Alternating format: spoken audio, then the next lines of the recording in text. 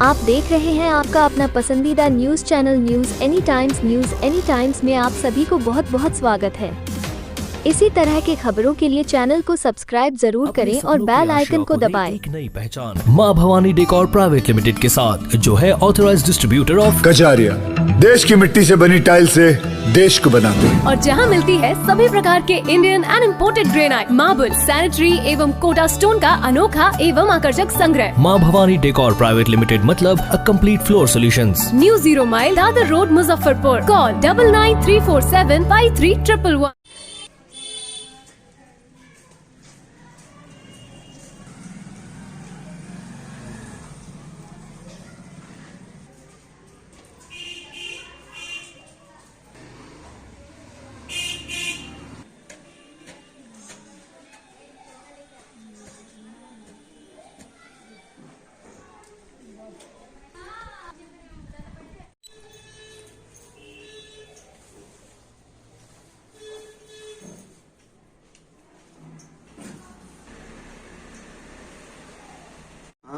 मैं Abhay Kumar Pandey, Holy Faith senior secondary school Barampura Muzaffarpur की तरफ से उन सारे अभिभावकों को, सारे शिक्षक गणों को, प्रशासनिक पदाधिकारियों को इस सरस्वती पूजा की तरफ से अपने तहे दिल से हार्दिक शुभकामनाएं देते हैं कि मां सरस्वती इन सबों के जीवन में जो है सो शिक्षा का प्रसार प्रसार और हमारे जो नए जो पीढ़ी जो आ रहे हैं उनमें भी शिक्षा का प्रसार दे और निरंतर आगे बढ़ते रहे।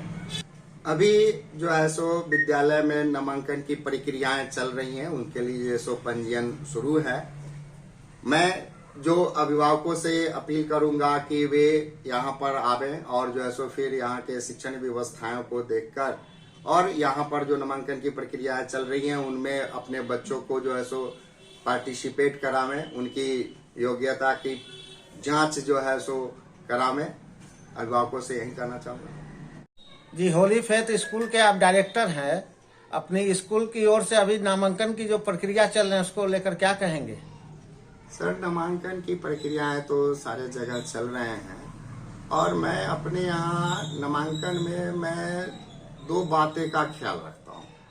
पहला एक चीज यह कि बच्चे हमारे जो हैं किस परिवेश से आ रहे हैं और उनकी तार्किक क्षमता क्या है, और इसके बाद मैं यह उसमें देखना पसंद करते हैं या और सेलेक्ट भी करते हैं उसमें वैसे बच्चों को जिनमें कुछ सीखने की भावना हो, और जो पेरेंट्स हैं उनमें भी हमारी बातों को माने और उनको भी बच्चे को पढ़ाने का ललक हो।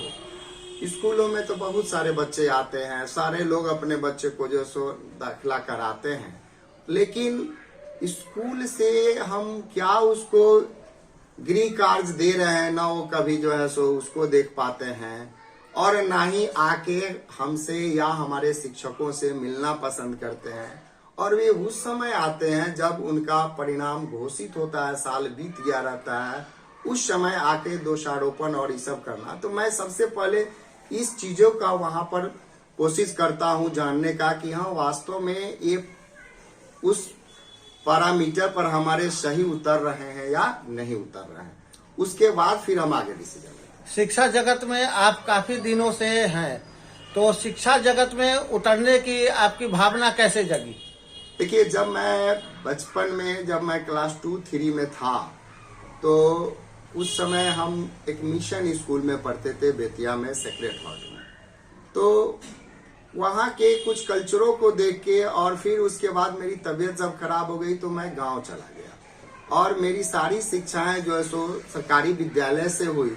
और उन सारे चीजों को वहाँ पर देखते हुए मेरे मन में उस समय से यह बात हमेशा आता था कि एक ऐसा विद्यालय खोले जहां पर मैं बच्चों को एक सही ज्ञान, मतलब जो चीज हम अपनी कमी महसूस किए वो उन लोगों को नहीं हो पाए शिक्षण काल में।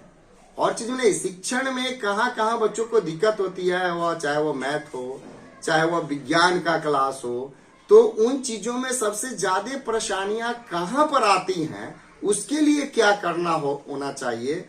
तो इन सारे चीजों का मुझे उसी समय से, और मैंने देखा कि विद्यालय की स्थापना कर और बच्चों को उसमें जोड़कर, इससे और ज्यादा कोई वैसा प्लेटफॉर्म नहीं है जहां पर हम करके इस चीज को हम करें। तो उस समय से ये हमारे मन में बचपन से ये भावना थी, जिसको मैंने जैसे सरकारी नौकरी में से जब हम विमुक्त हुए, चूंकि कर रहे थे, मन नहीं, फिर वहां से रिजाइन करने के बाद हम फिर जो है सो इस कार्य क्षेत्र में आ गए। सर कितने क्लास तक के यहाँ पढ़ाई होती है? देखिए, यहाँ पर हम तो आपको नर्सरी से लेके क्लास 8 तक की शिक्षाएं देते हैं। चूंकि विद्यालय हमारा अभी जैसे एफिलिएटेड नहीं है, इसलिए हम बाध्य हैं अभी जो है सो 8 तक ही पढ़ाने के लिए। लेकिन 9, 10 और 11, 12 के भी बच्चों को हम जो है सो शिक्षा देते हैं, उनको जो है सो कोचिंग क्लासेस के रूप में। मुजफ्फरपुर में शिक्षा को लेकर अभिभावकों से क्या अपील करेंगे?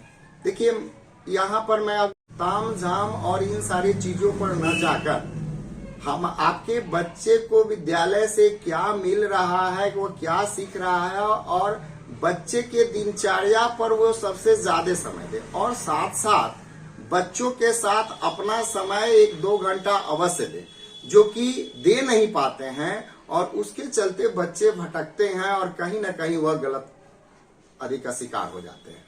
देखा जा रहा है कि बड़े बड़े स्कूलों में मेंटेनेंस चार्ज जो होता है वो साल में 2 बार लिया जाता है। इस पर आपका क्या कहना है?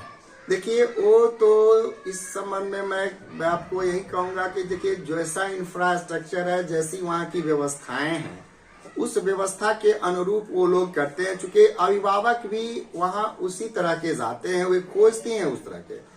जब वे ये खोजते हैं कि हमारे बच्चे को जो है सो इस तरह की सारी सफाई होनी चाहिए, रूम में एसी होना चाहिए, ये सारे चीज जब वे खोजते हैं तो स्वाभाविक बात है कि उसके लिए तो पैसे देने ही पड़ेंगे। क्योंकि जब वो देंगे नहीं तो व्यवस्थाएं चलेगी नहीं। और वह एडमिशन के समय ही, साल शुरू होने के पहले ही विद्यालय प्रबंधन ऑलरेडी जो सो अभिभावक को दे देता है।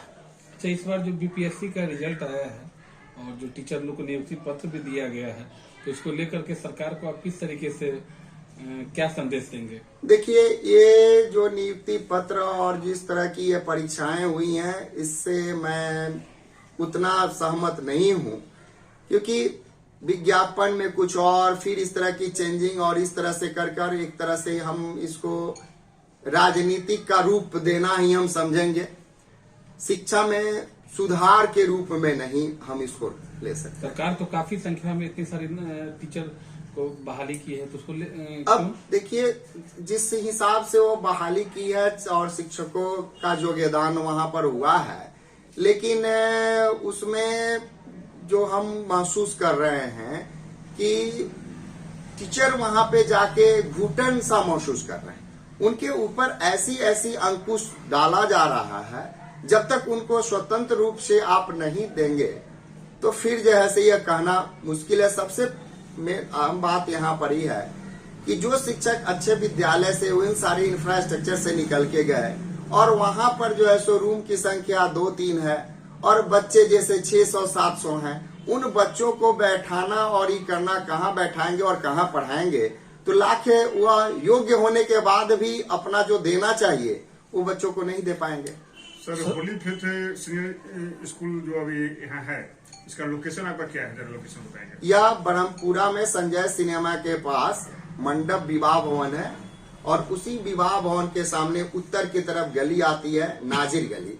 इसी नाजिर गली में जो है सो वहाँ से 50 मीटर आगे बढ़ने पर यह विद्यालय है। सर, आपका मोबाइल नंबर आप देंगे, बताएंगे? मेरा मोबाइल नंबर हुआ 9835231750। परिचय से दीजिए।